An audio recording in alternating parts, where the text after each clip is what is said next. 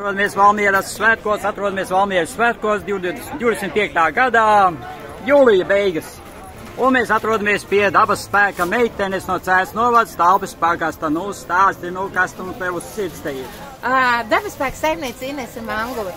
Es gribu tikai vienu, ēdam veselīgi un garšīgi. Un pie mums šodien var dabūt fantastisku kaņepu sēkliņu.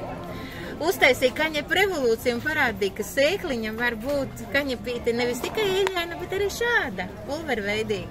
Un tad baram virsū uz biezpiem, salātiem, dārzeņiem, putrām. Plānā pankūka ar kaņepiem ļoti garšīga. Tad mēs esam populāri ar asumiņu čut. Un jūsu virtuvē būs garša burvība. Viņu var bērt klāt pie dārzeņiem. Kreju mēcīts, uztaisies zupas, gaļas, dārzeņus. Visur kur.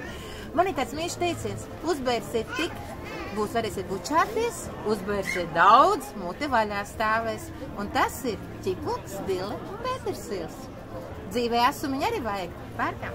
Jā, un tad ir vēl šitas te tas pankūciņš. Jā, patriotiskie plāceņi. Kas var būt labāks? Ja mājās ir šāda paciņa, krānā ūdens un peļu slazdā sirs, ģimene ir pabarota. Vienkārši sajaucam ar ūdentiņu, cepam maz pankūciņus, un jūs pat nezināsiet, ka tas ir zirnis. Tā, visiem bada laikiem uz priekšu sapēk šitos, un tad var, baudīt labas sajūtas. Paldies jums, veseli ēduši, tiekamies! Uz labām sajūtām!